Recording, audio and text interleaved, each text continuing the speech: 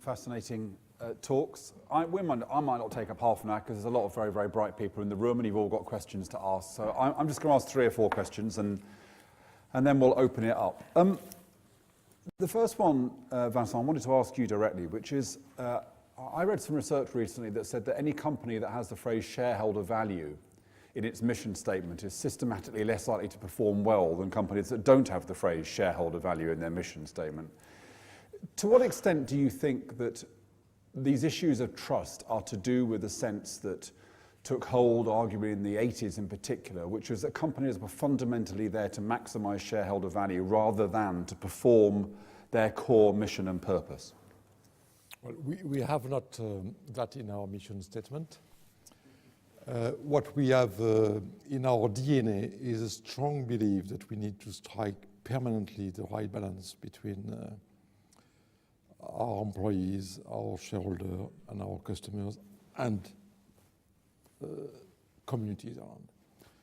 Maybe it is the nature of our business. After all, electricity and gas are not, in my view, commodities like others. They are so critical for the life of individuals, for the economy in general, but also for the life of the poorest among our citizens, that I don't think we can treat them as commodities like others. I really believe that the people joining our industry embrace this vision. For instance, we have, as many companies have every year, our employee engagement survey. The results tell us we are not perfect. But they tell us absolutely that what takes our employee to make the extra miles are the values of the business. And for instance, just to give you an example, coming from, in the past years, a situation which was all but satisfactory. We have reached a point where we are the best by far in terms of industrial safety, how we care about our people, how our zero harm goal is the overriding priority. And the employee engagement survey tells us that the employees rate that commitment very, very high. And they really tell us that we are walking the talk. And that is this kind of inspiring, simple idea that makes a lot of difference. We have been facing, as I have said, this mistrust for the industry. And there is no doubt in my way that we are not at the end of this journey. But at the same time, it was clear for me that those in the company which were the most unhappy with the perception that our customers had on us and the reality of our were the employees which were facing the customers every day in the call centers. I have visited them many, many times, and when we had problems with our systems, with our bills, with all sorts of things, they were the first to tell me, I am unhappy that the customers are not coming first. So to cut to the chase, I think strong values make an efficient business, and there is no way out of these things. Efficient also for the stakeholders, for the shareholder, including them. But if we don't put these values at the heart, I don't think we can really perform, engage with our employees, and be trusted by our customers. Hugh, Paul Pullman famously has said that Unilever is not going to report on the same regularity because, in a sense, that whole notion of being driven by short-term shareholder value is inimical to good governance and social responsibility. Do you sense a real shift now taking place, an emerging and strong critique of the idea that companies can possibly behave successfully and responsibly if they're being driven by constant short-term feedback loop of shareholder value? I hope so. But do you think so? I like to think so. My honest answer is I don't know, to my point in the presentation, I don't know what goes on behind closed doors in the boardrooms and how much of what is said is genuine. And for me, that is the crux of the issue. And like I said numerous times, I think it has to be genuine, which is why I question, who the leaders in big business are, because personally... So do you think the issue, therefore, of the lack of stewardship of major companies through shareholder capitalism is fundamental, that whatever the good intentions of someone like Vincent, if you are in a firm that in the end is beholden in this way to shareholders, then it is actually impossible for you to be consistently responsible? I think it makes it very hard, and I think part of the discussion, and it's been underway for the last few years, but I think there's a long way to go, is actually how businesses work with those shareholders, because I think there's quite a strong argument to say that until shareholders, and especially some of the bigger institutional shareholders, accept that they need to maybe take lower, longer-term returns, and then that will enable businesses to take different long-term strategic decisions. And so what's your kind of sense of young people's perception of business and what drives business? A lot of, I guess, young people nowadays, their first encounter with business is watching programs like The Apprentice, or they get a particular kind of view that it's about making money and making money quickly. The kind of notion of long-term stewardship, the classical notions of the firm. Do millennials have any idea about any of this stuff? So I think there is a shift. I definitely do think that the advertising and the apprentice like episodes, they do portray business as bad, and actually it's not that different from what we've grown up with. And like I said in my speech, we learn about, Nike and Gap's unethical supply chain when we're in our geography lessons, and that's for every young person that's in the UK who studies geography at GCSE. But I do think that, we want to be a part of the shift. So one of the reasons, people go to One Young World is to have these conversations with business leaders. And, everyone now knows about Unilever, and actually they send the biggest delegation because they're putting forward their commitment. So I think there is a shift. They are traditionally seen as banned, but we understand also that business, fundamentally does make a profit. But I think we're expecting businesses to go a bit further, and not just demand profit, but actually what else are you doing? Are you looking at anything else? When I, Hugh, I'll start with you on this. When I suggested this idea that organisations need to operate as if they're in a glass box, let me explain a bit more what I mean by that. I think many organisations, rather like people, this is going to be true. I'm about to say something that's true of all of you, by the way. You'll all say it's not true, but it is. All of us, deep down, are quite sorry for ourselves, really. We think it's tough being us. And therefore we should be allowed to get away with stuff, because it isn't easy being us for various reasons. And I think organisations are a bit like that as well. Organisations have this kind of account of themselves deep down, which is they're ultimately trying to do good, but it's not easy being the police, or being a member of parliament, or being a Catholic bishop, or being whatever, a BBC journalist, or a News International journalist, or a banker, or an oil exec. These are tough things to be. Ultimately, I'm trying to do good, but I've got to do some pretty difficult stuff on the way. Now, my argument is that that's gone now. If you, in your organisation, are having a conversation which, if the public could see that conversation, the public would think was inappropriate, then you're in trouble. Is that right? Do you have conversations within Triodos which, if the public could see them, the public would say, well, hold on, that doesn't really live up to your values? Are you willing to share your contradictions, share your pain, as it were, with the public, as well as telling them how wonderful you are? Yes. Thank you. Okay, no. Do you want to elaborate on that? And it is a simple answer. I mean, I think running any business, including Triodos, we have to make money. We're not a charity, and you do have to make decisions in terms of... So give us a dilemma. Share a dilemma with us, Hugh. Because you shared with us how kind of upstanding and ethical you are, and it was really impressive, But share a dilemma with us. Well, I suppose the main one within banking is around interest rates. So all the time we're looking to balance what we give to our savers versus what we can lend to in terms of the projects we're financing. So there is an argument to say, well, we could really increase the rates for our savers, but that would mean that we have to put the rates up for the people that we're lending to. And relatively speaking, how much of that conversation is driven by what's going on in the market and your competitors, and how much is driven by your innate sense of what's fair? I think, well, both.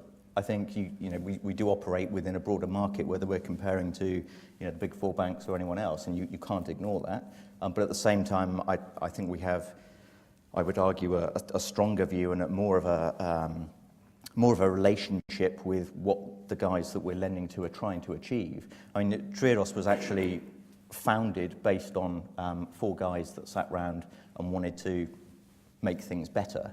They looked at whether they should create a law firm, an accountancy, and they actually came upon the idea to create a bank as a means of bringing about that change. So I think that's quite telling, actually, in terms of how it feeds through. And I think, you know, some of the other big banks, if you go back far enough, I think were founded on very similar morals. I think what's happened for whatever reason over the last certainly sort of 20 to 30 years is that maybe as things have got a lot bigger, we've maybe lost our way in certain sectors. And I hope that actually what we're seeing now is people getting back in touch with those roots. Angela, if Hugh and if Vincent were to be open about the dilemmas that they face in a company, balancing these different interests, the short term, the long term, the shareholders, do you think millennials will take the blind bit of notice? I mean, you know, if you look at public opinion, the one thing that's absolutely clear is that most of what the public thinks is rubbish, really. It's in the sense that it's totally contradictory. You know, the public, Britain's leading pollster has said that what the British public want is incredibly simple. They want American taxes. They want Swedish welfare on American taxes. So do you think, as it were, that any attempt to open up the real dilemmas that business has and have an intelligent conversation rather than a series of knee-jerk responses, do you think millennials will get involved in that? I think yes. There are certain types of millennials that will be interested, especially because Twitter doesn't seem to me to be a place of balanced opinions, generally speaking. No, but I think is it the process that we've got to change? So then, when we've got companies who, further down the line have done something ridiculous, and you have all this backlash that actually, if they were engaged in the front, just on high-level issues, I don't think they need to get involved in frameworks or what the things that they don't particularly need to know. But I do think that if the issues that they currently debate on, if they were just highlighted earlier, perhaps they wouldn't be so lethal when something behind the covers came out later. Do you think there's too much opinion and not enough knowledge when it comes to this debate amongst millennials? Be frank. I do think that big data has its issues. Yes, I do think that the constant refreshing of Twitter and people constantly giving their opinion that isn't informed is a danger. But actually, I don't think we have a choice. I think our growing consumer is one that loves big data. We could be tweeting every second of the day, and that's what companies will have to deal with. You have to sift through it. And Vincent, how open do you think you can really be about? I mean, you live your life through these dilemmas.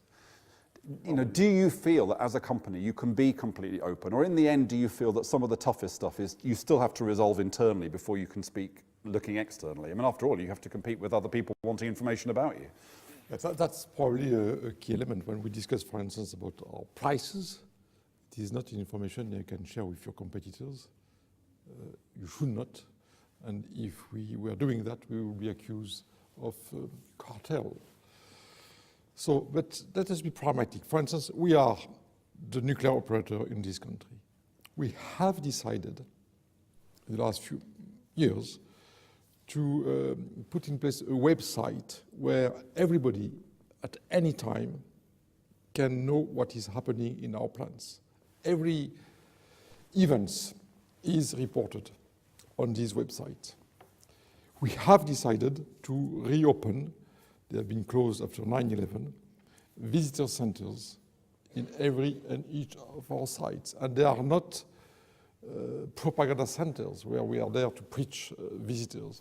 It is a place where we are here to listen, to be challenged, to inform, and to demonstrate that we have literally nothing to hide, and that we are happy to share our challenges with humility and leadership when needed, and the progress we are making.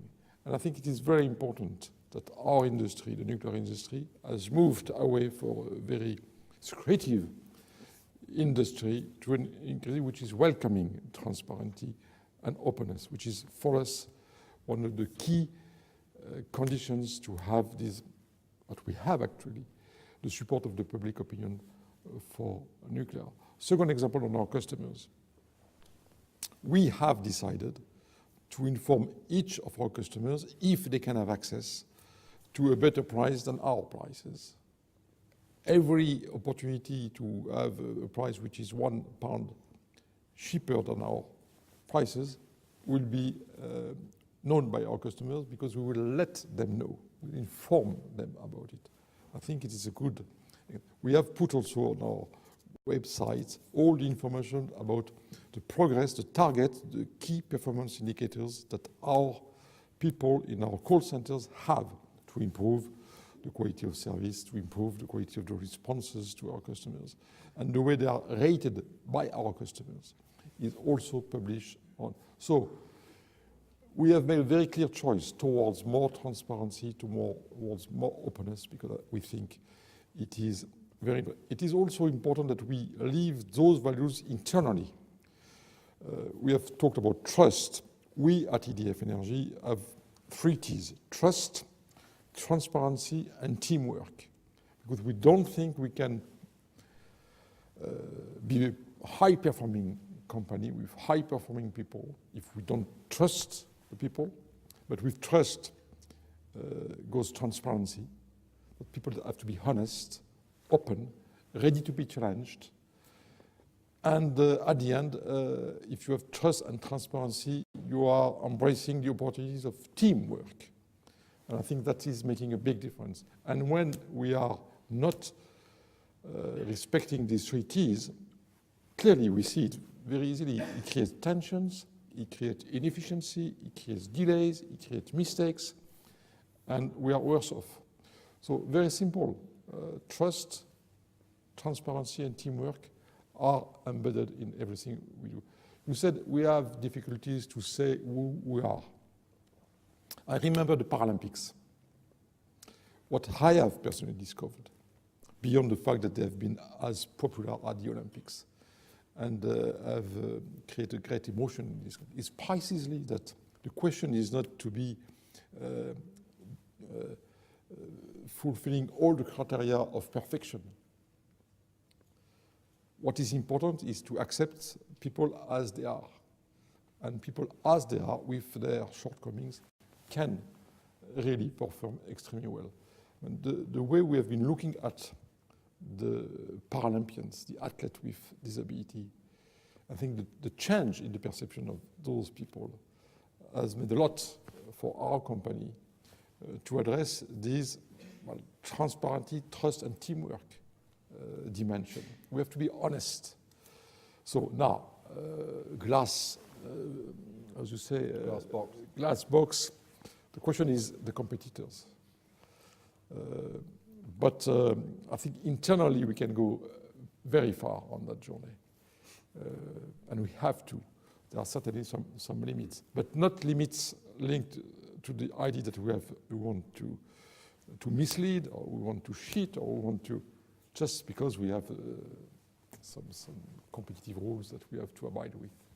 One last question for me before I open it out. Angela, basically, if you look at the opinion poll research, millennials care less and less and less about the environment. If you look at where it is in terms of salience, not just millennials, but everybody actually. It's gone from being about the 3rd or 4th most important issue being about 17th or 18th now.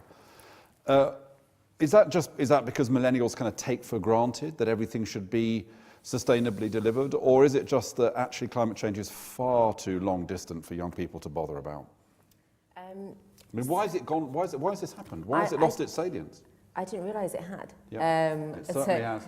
You notice David Cameron stopped talking about it. That's usually a sign. He's not millennial, though, is he? No, but he's trying to get millennials to vote for him. Right. So, but I don't think that that's the case. And I mean, you it do is have the a case. point. No, but the research I've they're done lying does to not say pollsters, that. are they? No. So maybe it's taken a back burner. It might be because this debate has come to the forefront. You know, sustainability, we're looking at embedding it into ethical supply chains. We're trying to use the transparency to engage consumers when they buy your products and want to look at where the farmers are from. You know, maybe it's not because, you know, everyone's not screaming about climate change in the same way they were 5 years ago, but actually, you know, we do expect it in products. We expect people to be thinking about it just naturally, because actually we've grown up in an era where climate change hasn't really been debated. We know it exists. We're fully aware of the implications. You know, weather's changing. It's not because, you know, Hurricane Sandy appeared. It's because climate change is there. While everyone else is burying their heads in the sand, we get it, and we're kind of, you know, we're helping our business leaders in trying to address these things and actually have them fundamentally through their core values. I'm sure it's much higher when it comes to trust in corporations. I'm talking about where it is as a kind of political issue. But that's very powerful. But Vincent, if you look at what people cared about in companies, your company, energy, a few years ago, environment's really way up there. But now, affordability, you know, in an economy with terrible troubles, with massive problems with living standards, we have the highest level of household debt in Britain per head than any country in the world. We've hardly even started addressing these kinds of issues. Have you found that the calculus has changed in terms of what the public and customers are saying to you in terms of sustainability versus cheap energy? Yeah, it is I think, right to say that the climate change has dropped on the agenda of politicians, media, and probably citizens. And it's also honest to say that the climate change has not disappeared as a fundamental challenge for our societies and for our businesses. But the economic crisis has shifted the priorities. However, what I think the crisis has told us is the following: don't live beyond your means. And in a sense, sustainability remains, despite the crisis, a very important thing, because affordability is one of the facets of sustainability. Don't waste, don't live beyond your means. What is not affordable is not sustainable. So I see that actually there is a kind of convergence between sustainability and affordability, between the crisis and the sustainability agenda. Can I press you on that? Because, and I'm sure you'll say it's not true of EDF, but certainly the perception was that energy companies were very happy to talk about alternative energy supplies, much less interested in talking about reducing demand. And now, I mean, when we come to a difficult issue for you, yeah. How do you feel? Where are your responsibilities in terms of reducing demand for energy? I think it is a perception which I think is, if I may, outdated. I don't think there is any serious energy company which has not understood that what part of our business is to help and to empower our customers to reduce their consumption of electricity. And the simple idea that because we do that, it reduces our top line and our profits is irrelevant. Because if we don't do that, we are not delivering what our customers are expecting from us. You're right. They see in sort of less than 10 years, the bills of the customers have doubled. 6 or 7 years ago, the average bill for an average consumer of gas and electricity was £600 a year. It is now £1,300. Which is a lot of money, more than £100 every month. So this question is, I think, very important. Now, how we deliver it? I have given an example. We were the first of the 6, you said the big 6, I don't like this expression because I don't think it's very relevant, to be 100% compliant in the program for energy efficiency with our customers. It is hundreds of millions that we have invested in the houses of our customers to help them to reduce their consumption. And we have a new program going on, which is 490 million in 3 years, which is all about that. So I think we are fully engaged in that. I accept that people don't see it as much as we would like, but it is also our responsibility if the perception is not where we want it to be. But be in no doubt about this engagement, this commitment, and we don't do that because it is fashionable, trendy. It's simply because we have vision of our business, which is a responsible business, and that is part of this responsibility. Finally, briefly here, because we've got to turn to the audience, you deal a lot of the time, you speak to a lot of people who are young entrepreneurs, social entrepreneurs. Have you noticed any shift away from sustainability as the thing which is driving people into establishing new social businesses? No, I would say not from the people that we lend to, because we've got quite strict criteria in terms of the people that we do lend to with our savers' money. I think, if I may, just building on that point, because I think it links to the question you asked me before, Matthew, in terms of this short-term and long-term view, and whether you can have a long-term view whilst you're reporting to short-term pressures. And I personally find it quite worrying, and I don't know what the answer is, but it was a question to Angela as well, really, is that as a young generation, or is it actually the older generation that almost, do we want it all? Are we aware of climate change and we don't like the idea of climate change, but we're happy to go to Sainsbury's or Tesco and buy asparagus from Peru in December when we fancy it, or prawns that are, caught in the North Sea, shipped to China, shelled and brought back, all because oil's so cheap. We're kind of aware of it, but we're not really prepared to do anything about it. Because if we were that serious about doing something about it, we wouldn't buy the things. And so my challenge really is it down to us as consumers to exercise restraint and show leadership, or is it down to large businesses and their supply chains to show that leadership, or is that actually sort of a bit of both? Well, that's a provocative point at which to open up for questions. So who's got a question to ask? And are we seriously saying that not a single person has got a question to ask? Or shall I just talk in this very boring voice until somebody, to relieve the whole room of its despair, puts their hand up and asks a question? It could be any question. Who's going to win the FA Cup? Just something. No, I know, I've seen you. Yeah, there's someone there. So exciting. She's tripping over herself to get to the question. So, my name is Jason Saul. I'm from the U.S., from Chicago. My question is this. We speak often about the environmental issues of climate change and ethics. But when you look at the totality of all the commentary that we're setting for businesses, it seems like we may very well be setting the bar too low if all we're asking is for businesses not to be bad. All of these things are about being marginally less worse as a company, as opposed to actually solving any social problems or making the world any better. So my question for you is, have we set the bar too low? Very good. Okay. Angela, do you think millennials just expect companies not to leave a mess, or do you think millennials actually want companies to do good? Or do you think the millennials just think that companies making great stuff which you can buy cheaply is doing enough good? No, I definitely think that, part of what Hugh said, we do want it all. And actually, I've been doing, so last year I've done this research with the World Economic Forum about how to drive consumer demand. And I guess one of the reasons why I'm on the stage is because this research not only outlined the implications with sustainability and the reasons why consumers, it's not at the forefront, and price and quality top sustainability, but also half of our paper actually outlines that millennials are the biggest opportunity when it comes to scaling sustainable consumption. And it's because of their attitudes, and it's because, we've got a big dominant demographic in Asia, and they're learning brand values. They're learning how to create these relationships with brands. And when it's easier to change your behavior when you're learning a relationship versus when it's ingrained in you.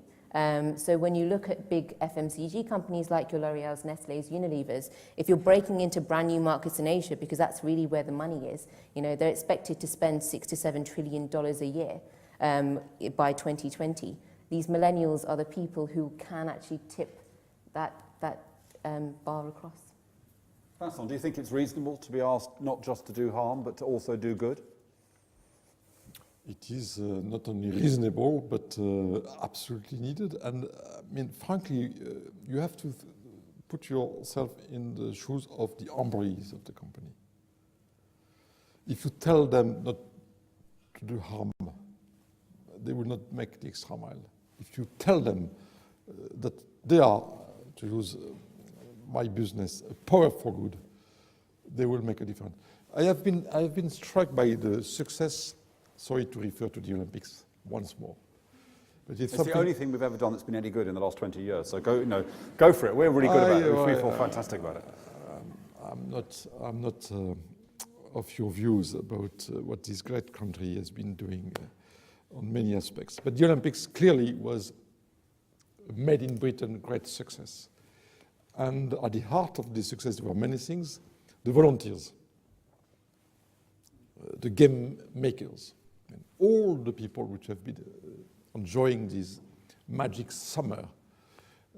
I've seen on the face of these smiling people what the notion of volunteers can make as a big difference for all the participants. We had in our company 250 volunteers, game makers. I have told them, you have been game makers for a summer. I invite you to be company makers forever.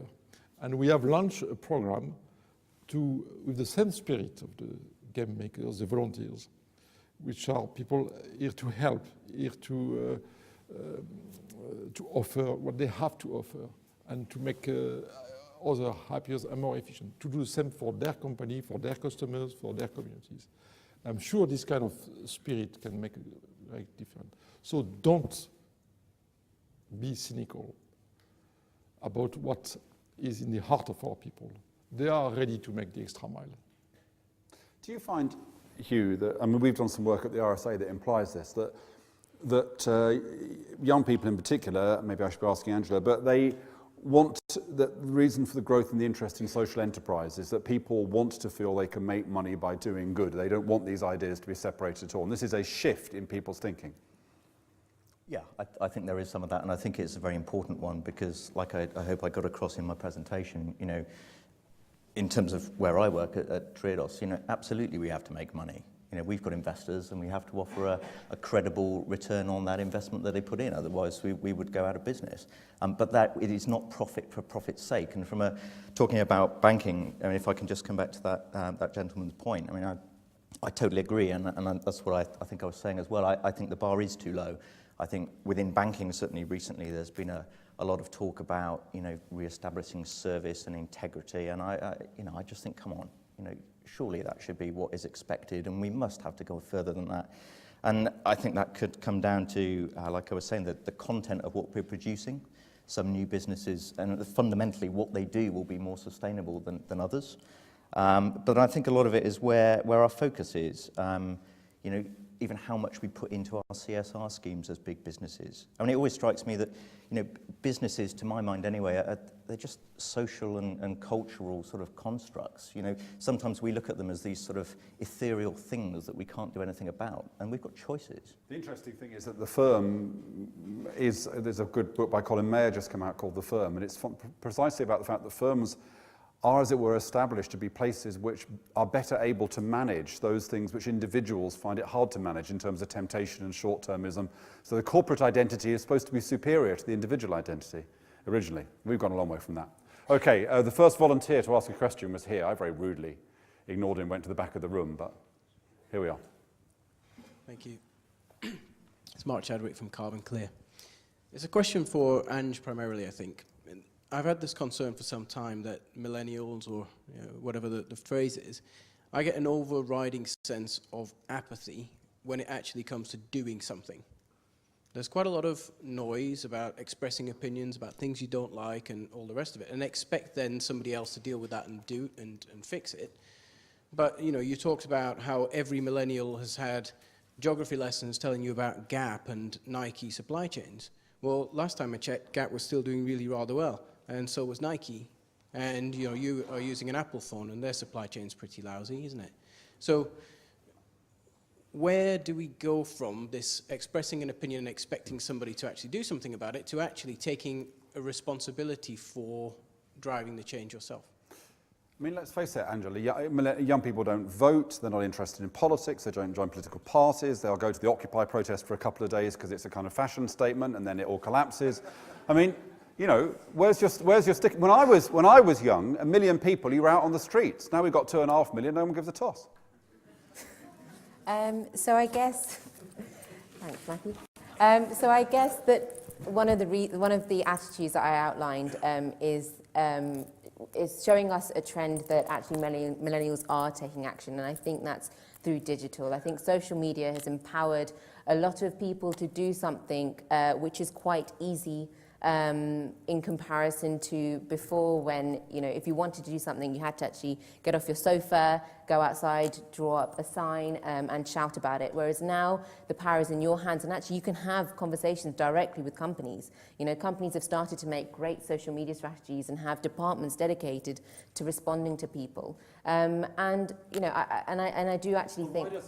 This is a serious question. Why doesn't that translate? So levels of volunteering aren't any higher. Levels of philanthropy aren't any higher. As I say, people aren't joining political parties. So, you know, great. You can be an activist on your sofa. Fantastic.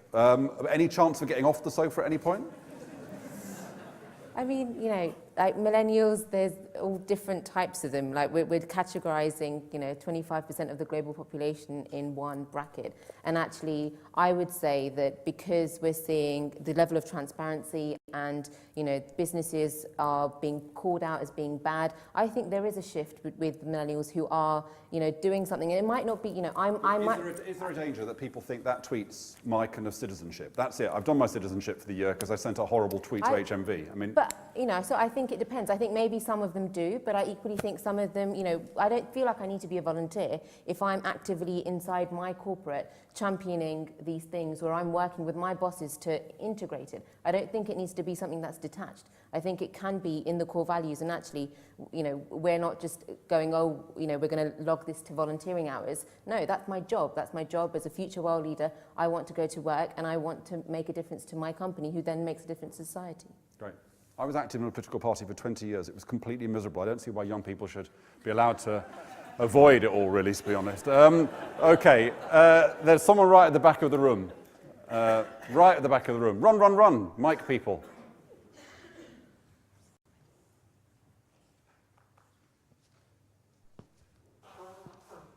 The mic person on the right just won't run, strolling along. Anyway, fine, go on. Hi, David Lawrence, Compliance and Ethics Director at Diageo.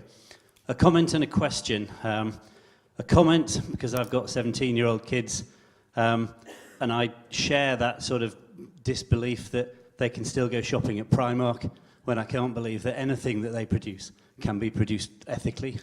And how can that be possible as a sort of continuation from that? But I guess my question takes things to a different level, and I'm just wondering whether this is the tipping point that redefines sustainability. Are we now looking at 4 pillars rather than 3, with ethics being the 4th one over and above the social, economical, and environmental pillars that we've traditionally looked at? Or is it actually just some strange branding that's going on and it still is those real 3? Now, I'm going to ask the panel that question. I think it's really interesting. But can I just ask you a question, as you've got the mic in your hand, although you're standing too close to the speaker, I think. It's not your fault. Now, oh, where have you gone? No, I'm trying to find somewhere with less feedback. Yeah, that's good. Yeah, keep going. Different mic. We're changing mic. Different mic, does that work? You have to turn off the other one. Or, no, okay. So I remember I was in government years ago, and we tried to engage the drinks industry in the whole issue of binge drinking. And the drinks industry position, this was 10 years ago, was nothing to do with us. It's to do with young people and their choices. And a complete refusal to get involved because it felt like it was kind of murky waters. Now, actually, that shifted dramatically. In fact, Diageo, as I understand it, you gave your own research to government about young people, how you could stop them binge drinking, which is not to talk about health, because young people don't care about health because they think they're immortal, but that if you get pissed and you make a fool of yourself, you'll really regret it the next day. So what was the, do you have any sense of what was the shift in your company that led on that journey? I think there's probably a number of elements, and I'm not that close to this side of it, and I presume we're in the sort of Chatham House type. Oh yeah, there's only 300 people here, and we're only on Twitter. Everybody. Yeah, so I need to be a little bit careful. Just about Chatham House. I think there was a number of things we saw that you just can't carry on doing that. There are some genuine things, and I think we have a CEO who takes it as a personal crusade to want to really make a difference and leave a legacy about changing public attitudes towards alcohol. So it was leadership? So it's leadership. He has a personal crusade to make our organisation one of the most trusted and respected organisations that's there, and he sees responsible drinking as his personal crusade where he can make a difference. And that has changed the entire ethos of the organisation. So brands now work out how that can come in. So you get Formula One drivers talking about how he can be responsible and in control by not drinking or having a nominated driver, and it's really being built into brand plans now, and having it as part of the business has enabled us to really start changing the way our employees think, and hopefully therefore the messages that go out to consumers. That's brilliant, thank you. So panel, I'm going to ask you a last question because we've only got 1 minute, and it's got 2 parts, so you have to be really, really brief and punchy. The first is, how important is leadership in all of this? You know, in the end, when companies shift their orientation, does it boil down to the fact that they have got a leader who's internalized this stuff?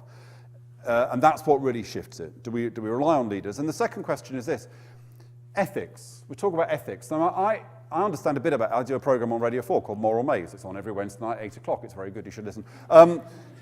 Ethics are complex. There's nothing simple about ethics. You can't read off what the right thing to do is. Very, very complex set of issues.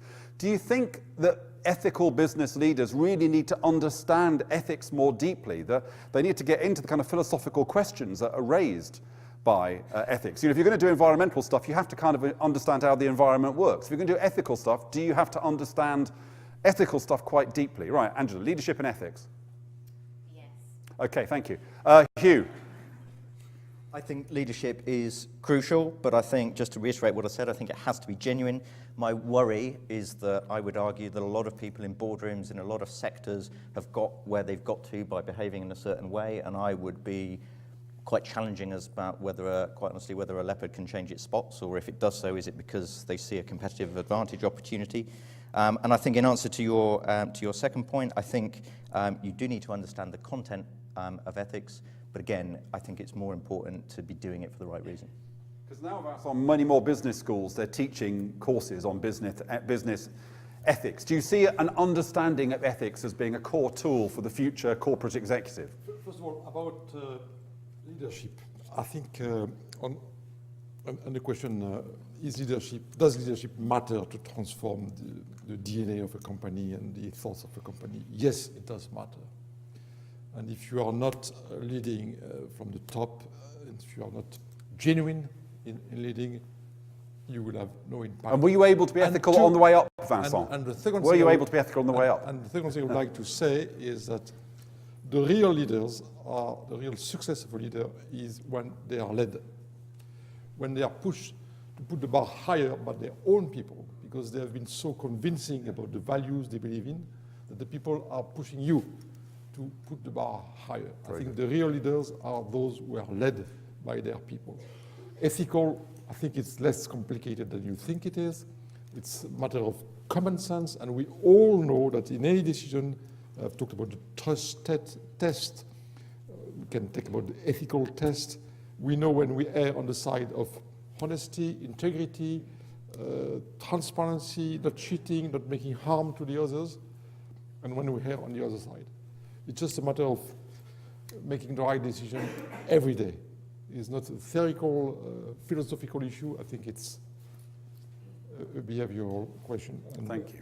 Well, we're handing over to John now. With all due respect to Angela and Hugh, I think your answer about the great leaders are the ones who allow themselves to be led is my answer of the night. But John, over to you. Well, thank you very much to our panel. That was a terrific performance.